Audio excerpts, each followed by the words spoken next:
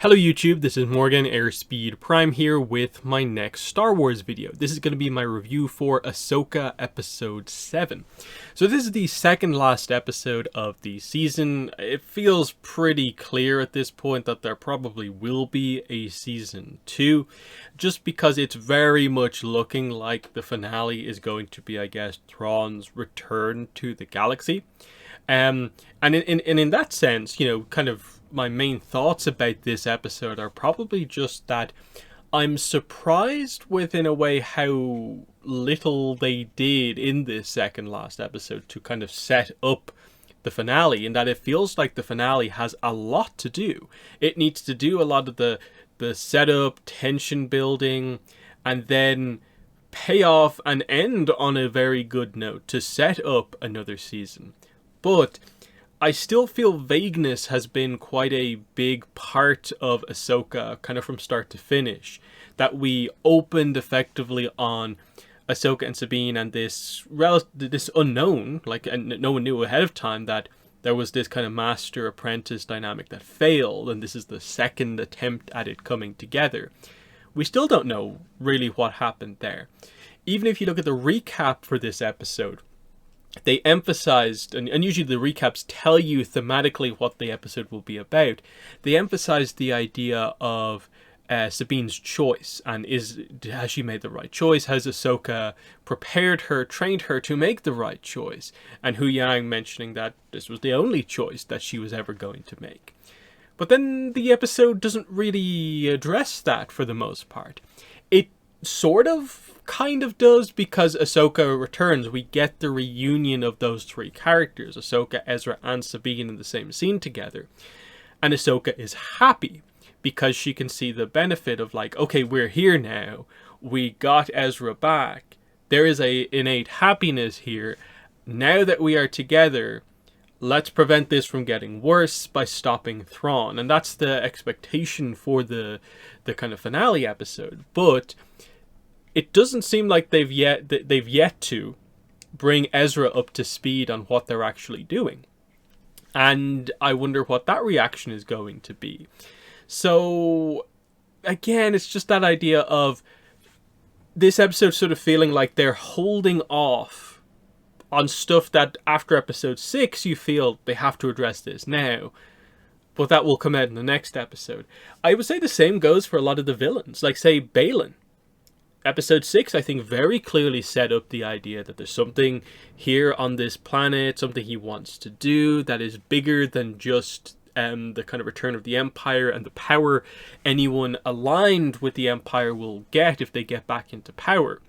He wants something beyond that that will stop this cycle of one group defeats another group, next group comes in. He kind of wants to go back to the beginning, whatever that's about. This episode, they have Balin make some interesting moves. He seemingly lets Shin kind of just go off on her own. It's this kind of almost thing of like, this is the point at which we go our separate ways. You want to be ambitious, do that as part of the Empire, I'll do my thing. But he never says or really even teases what he is going off to do.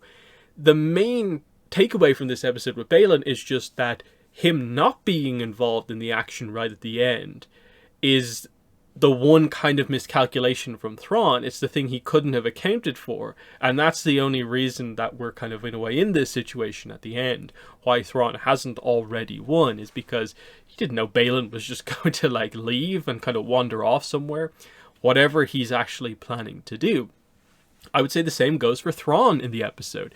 Vagueness surrounding what's going on there. Obviously, we're going to activate the hyperspace ring once the cargo unloading is done, or cargo loading is done, and get back into the actual galaxy. But what is the cargo? That's now been teased for sort of 2 episodes in a row. But again, they haven't really done much work to actually address it. Speculation based off just Night Sister stuff and the fact that they're still involved would be that these are the bodies of dead Night Sisters, and that because we know from Morocco and other situations you can quote unquote kind of revive or kind of zombify people to create kind of this life, that's where the expectations, I believe, are with what the cargo is, so that when Thrawn gets out, the Great Mothers can just use their powers and revive all of them, and we'll see where we go from there. You can just have this kind of zombie army when combined with his actual army on the Chimera. So it's like, it's one of those situations where that's all cool to discuss, but I don't really feel the episode particularly brought a lot of that stuff forward, in that, again, it's the second last episode. Usually you'd feel like this would be where a lot of the setup work for then the finale to pay off would be done, but it now feels like the finale has to both pay off the ending of like all the build-up of the full season, but it still has to do most of the setup work in that regard. Now, I think the setup is decent because the situation, the plot as we end the episode, is that the unloading will be done in a couple more minutes. And of course our heroes are reunited, but Ahsoka's ship is right there. So I guess we're going to get on the ship and bring Ezra up to speed and just decide that, okay, we have to stop this. Because of course this is the kind of scenario that we're trying to do.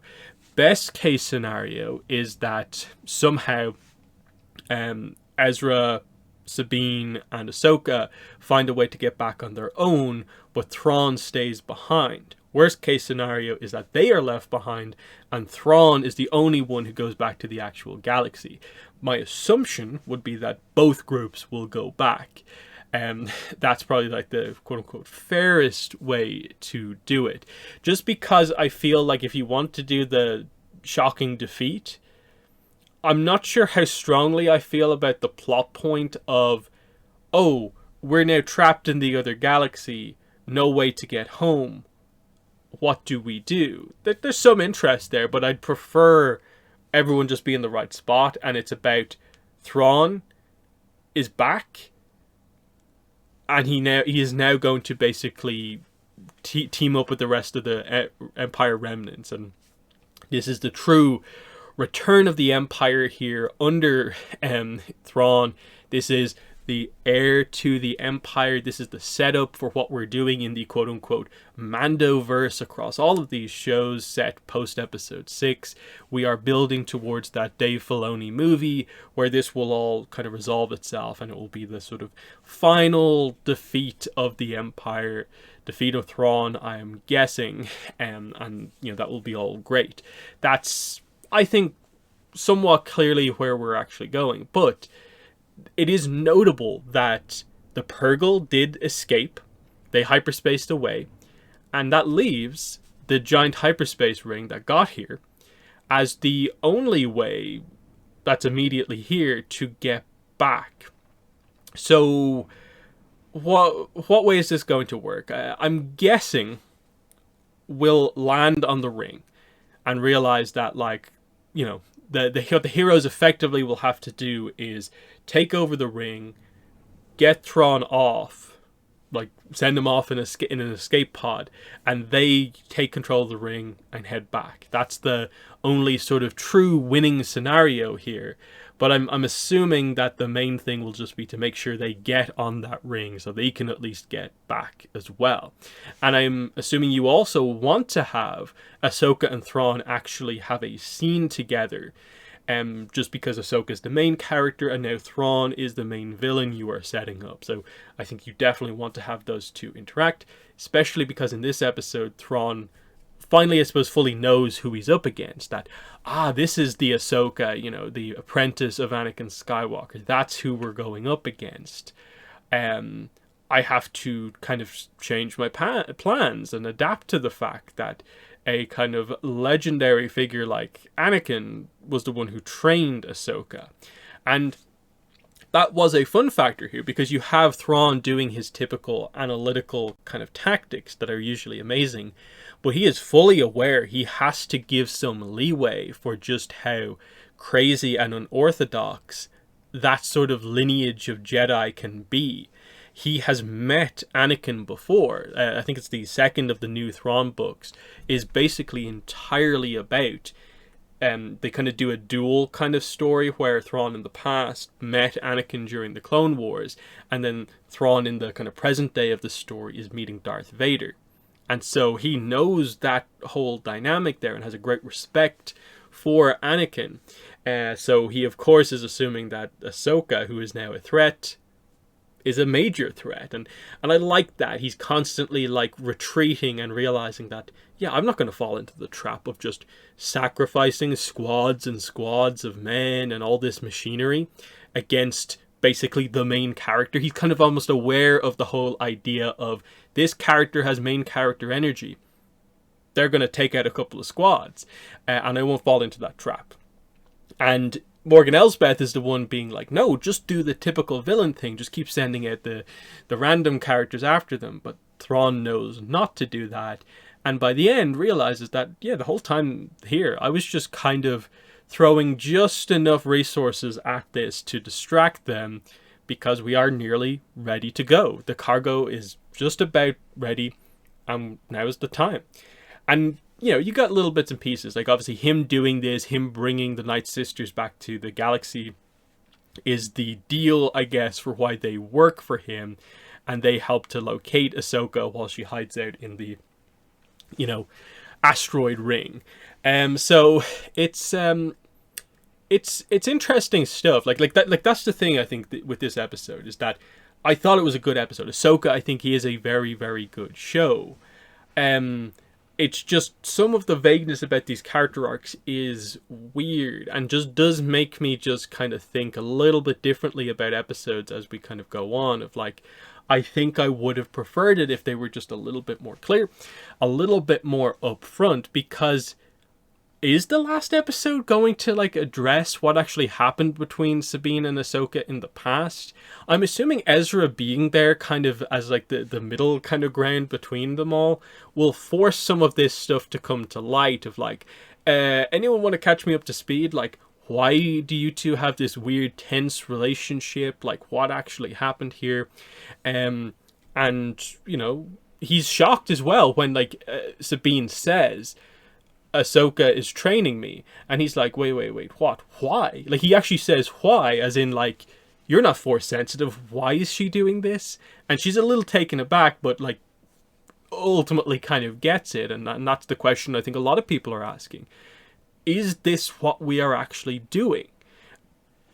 Trying to commit to the idea that Sabine can become a Jedi. She is force sensitive, and they're doing little bits and pieces, but it's still not the clearest cut thing. Where like in this episode, Ahsoka tries to use her kind of bond with Sabine to kind of connect to her, and it seems to work, but mostly one way, where Ahsoka can connect to Sabine and sense where she is and know where to go. But for Sabine, all she really got from that was a familiar feeling. And she wasn't fully aware, though she maybe had a sense that it was Ahsoka. Whereas I think the audience hears what Ahsoka was kind of putting out there, which was clearly in her own voice, saying Sabine, like it's me, basically. So that's in line with what they've done up to now, kind of suggesting the idea that, you know, everyone's part of the Force. Of course, a Force user can track someone in that way. But they're trying to suggest the idea that the connection is sort of like tenuous because Sabine either has a very weak ability to commune with the Force, or she just has not awakened it fully yet. And is the setup that she's actually going to properly use the Force in the next episode. Now the fact that she kind of has in a way what she wants, she's got Ezra back, and the kind of drama around a lot of that is for the most part out of the way. Can she now move on and, you know, achieve what she actually needs to achieve? Might Ezra actually be a character who can help her with some training as well to get to the next level? Because the other thing they did here was that there was the clear opportunity to give the lightsaber back to Ezra, but he tripled down. It's yours now. I gave it to you, and I'm committing to that here. I will fight using the Force. You use the lightsaber. Now, I do think he's probably going to get a lightsaber at some point. Will it be this season? Where is he going to get it from? I'm not sure. Ahsoka has 2 lightsabers. You know, you can see how, you know, some of that stuff can happen.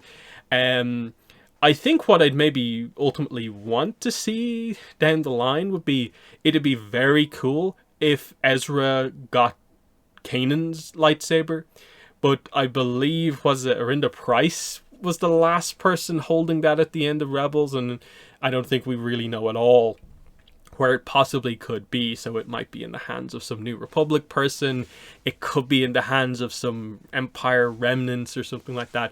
We just don't know. But it would be something very thematic to bring that back and have an item that belonged to Kanan in this show, because this was, I believe this was the first reference in this show as well to Zeb.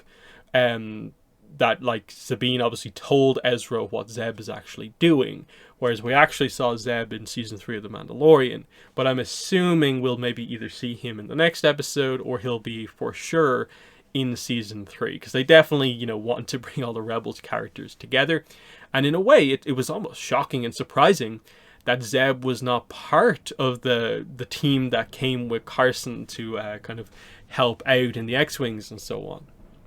I suppose, and speaking on that side of the episode, the more New Republic side of the episode, we did get the, what was it, like a tribunal or a court-martial for hearing for Hera, where Senator Ziono wanted her to have her general title stripped away from her. And he was just being full-on unlikable as a character in this scene. He's obviously meant to be that self-serving politician who does not care about anything except his own opinions, and he just wants to be seen to be the smartest person in the room, even though he is incredibly short-sighted and basically represents everything wrong with the New Republic. He basically is representative of everything that was wrong with the Republic, and just, like, politics in general in Star Wars. It's a very, like, it's a very over-the-top negative portrayal of a character, not particularly nuanced, but they clearly want to portray the New Republic as this not particularly functional entity, which makes sense because in the sequels it was taken down so easily, but is certainly not a great thing if you're a big fan of the originals to know that this is what was fought for, is just to get to this situation where it seems just as bad, if not worse in many ways, than the, like, Republic of the prequel trilogy. And you have some reasonable people involved in the leadership, but the other politicians are still politicians, and that seems to be a bit major problem in Star Wars.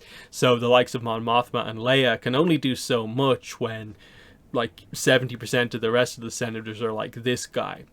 So what ends up happening here is that Hera doesn't lose her position. She's kind of bailed out by Leia, who sends 3PO in as her representative to basically relay the message to the people on the tribunal that, hey, I actually approved what Hera did. And Mon Mothma basically uses this as a way to, like, well, we can't deny that. That's what happened.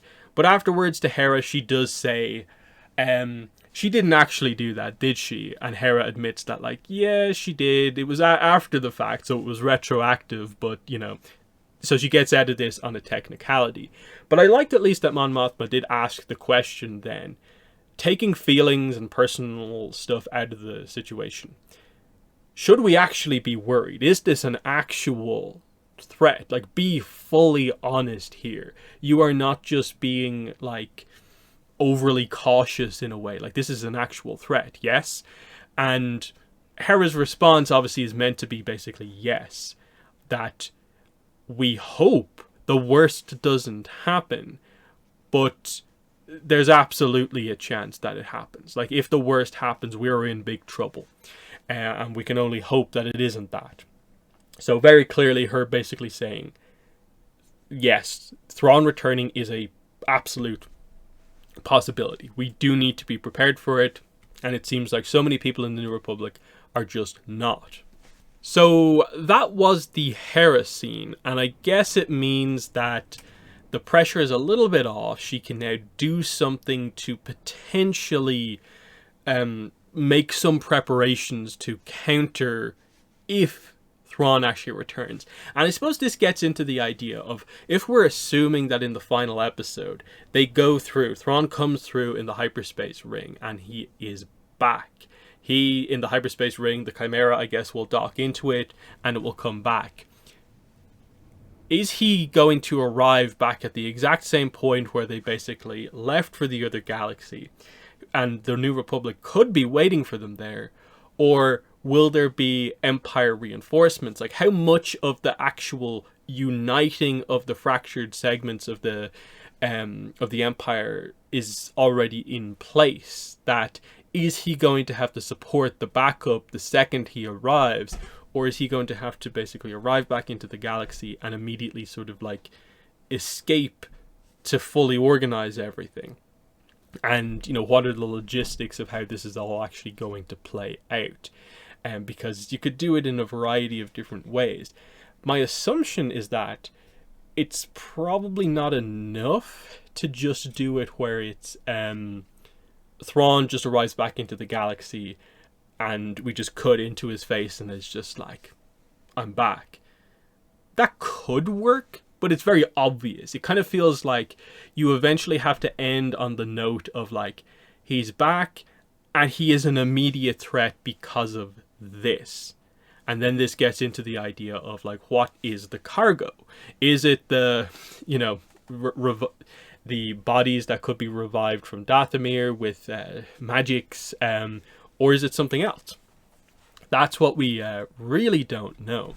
And then the other point with Thrawn is just that, for the most part, they are just presenting him as like the new enemy commander. But anyone who has read the books knows that there's a bit more to him than that, in that his motivations are not just that he is inherently loyal to the Empire.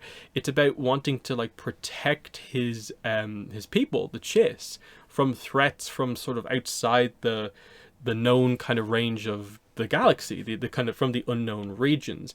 And to do that, he's going to use the resources that the Empire have. But are we going to be presented with any of that, or are they happy enough to just be like, he is our cold, calculating, analytical villain who is in a high position and has some setup already done from Rebels, and the books are just there if you want more depth? I would like them to make him a complicated character where like they address at least some of the Chiss stuff. I can understand how they maybe don't want to outright just make this in a way like the next stage of almost the novel plot, but I'd like it to be at least referenced and highlight that he is not this outwardly like evil character, and kind of acknowledge that most people who kind of read the books would take away the fact that he's realistically a relatively good character. So that's the kind of confusion that I think is there surrounding quite a bit of some of this stuff. Shin is definitely left in a very interesting position here, where she's basically abandoned by everyone. Now, admittedly, the what happens with Baylan happens so suddenly, and she doesn't like show a particular amount of emotion. Like, she's shocked, but she doesn't really like argue it. In a way, she's almost been prepared for the fact that this is going to happen, and it's almost like an acceptance of like, oh yeah, what you said is true. I am ambitious. I want a position in the new Empire, but kind of what are you doing? And by the end of the episode, she refuses Ahsoka's call to come with her. I will help you, be a Jedi in the right way or whatever. It seems like she is potentially going after her master, and so whatever he's planning to do, she's going to catch up to that at like the last minute, and I'm guessing see him fail spectacularly, die, and whatever it is that he's doing, she might be so shocked by that will force her onto a different trajectory as a character. Again, the vagueness around some of that stuff is a little bit weird. I really like the idea of the characters, the performance, especially for Baylan, but especially because his actor died and won't be around for a season 2. you kind of wonder, like, was the plan always to kind of have this just be a one-season character, or have they had to adjust whatever arc they were maybe planning to do with Balin because of that? Will they recast? We just don't know, because the character is new to this show, and so we have no idea what the end or the intent is actually meant to be. But they were clearly setting up the idea, like even from this episode, that he is more than a match for Ahsoka. She can't seem to beat him.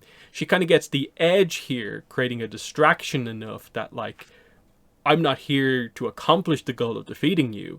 I have other stuff to do, so I just have to get away from you. That's how I win. But even that by itself almost suggests the idea of, like, is there meant to be more to this? And now, is there even any time to do it as well? And that's, I'm guessing, what the plot, in a way, of the finale is probably going to have to be about. It's, once we bring Ezra up to speed, I assume there'll be arguments potentially about, what do we do? Do we hitch a ride on the ring to get out of this galaxy? Do we try and take out the ring and basically trap us all here? Or do something else? Do we try and do the full-on raid and maybe take Thrawn out here and now, even if it's a massive risk? And what is going to happen here? That's the that's probably where, like, a lot of the intrigue is really coming from, where the enemies are going to be desperately trying to load all the cargo and get back to the galaxy as soon as possible. They're going to have to focus on that, potentially a little bit at the expense of some of the defense, but the heroes are also going to have to rush. And are they in the best kind of fighting shape? Because, Ezra doesn't have a lightsaber. Sure, Ahsoka has two, but one of them, is a shorter lightsaber to support one, so it doesn't feel like that's the really obvious thing to give Ezra a better weapon. And then, what are we trying to do with Ezra? Like, we've got him back now, but, like, what is he about? Of course, he made his big sacrifice to defeat Thrawn, so defeating Thrawn is going to be a goal of his. And it's all about catching him up to speed on that and addressing that. So, one of those ones where there are interesting things in this show, but I just don't feel you were given enough to kind of chew on in between the second last episode and the finale. Like, I do wish I had more information going into next week's episode. And I wonder, is there too much to do? In that, I really hope, at least, it's a long-ish episode, and not a shorter episode. I think you probably need to be over 50 minutes at least to accomplish what you need to do. But in so many ways, I don't really quite get the scope. In that, like I said, are we just going to end with hyperspace goes off and Thrawn's back in the galaxy? Or are we going to get back into our galaxy and then we address him meeting up with the Empire remnants? Will there be an initial engagement the second he comes out of hyperspace and we get a minor conflict between the Thrawn and the New Republic? That's kind of part of the really kind of interesting stuff going on here. But I think that's most of what I want to talk about in this one. Just that sense of, I like the episode, but kind of a continuous thing across Ahsoka the whole way through is just, I wish I knew more about nearly everything that this show was doing. Characters, both new and old, character dynamics, plots, lore details and stuff like that. I wish just there was a little bit more and we had the detail to know a little bit more about what we're trying to do. But in the comments, let me know what your thoughts are on this episode. But that's been the video. Thanks for watching, and bye.